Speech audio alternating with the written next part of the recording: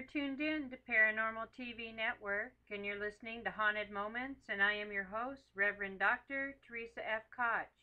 Chillingham Castle in Northumberland, England. Chillingham Castle is widely regarded as one of, if not the most haunted places in the country. Dating back over 800 years, this castle was built for one purpose and one purpose alone. It was built for killing. In the heart of Northumberland, England, this castle was the first line of defense, preventing the Scots getting over the border to invade England back in the days of William Wallace, when the castle was ruled over by King Edward I, Edward Longshanks. It has a truly amazing yet horrific history, and that's why it is one of the most haunted places on the earth. Its dungeon is a very small room with markings scratched into the mortar where prisoners have kept count of how many days they have left to live.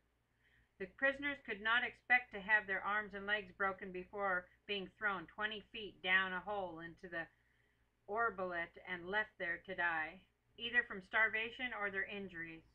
Sometimes prisoners could start to drink chunks of flesh from others and even their own bodies in vain, attempting to prolong their lives.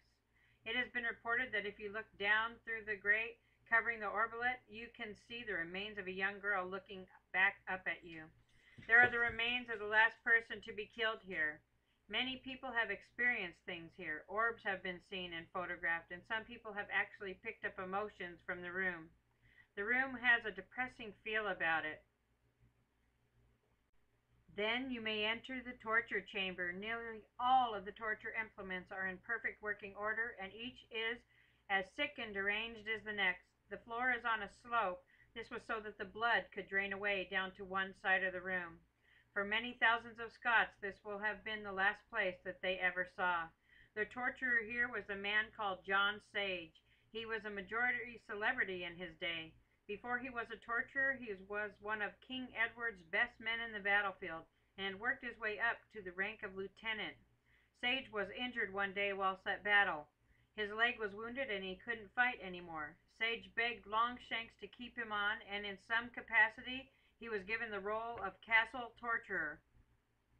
Sage was a very brutal man. He hated the Scots and he reveled in his role, even devising some devices that were used to kill on his own.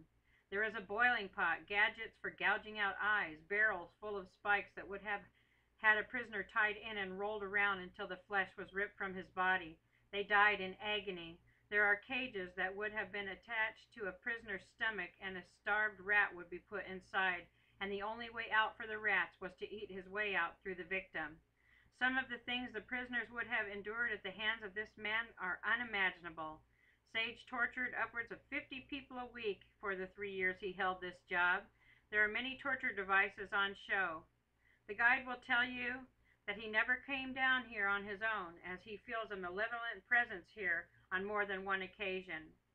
Amongst the famous Chillingham ghosts is that of Lady Mary Berkeley, wife of Lord Grey of Wark and Chillingham. This ghost wanders the corridors of the castle looking for her wayward husband who ran away with Mary's own sister.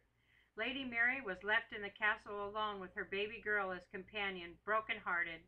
Visitors to Chillingham have often heard the rustling of old-fashioned dress or a chill as if the Lady Mary had just walked by. A ghost originating from a family portrait has also appeared to the Grey family. The apparition of a woman was seen by the Tankerville's children and their nurse stepping out of the painting.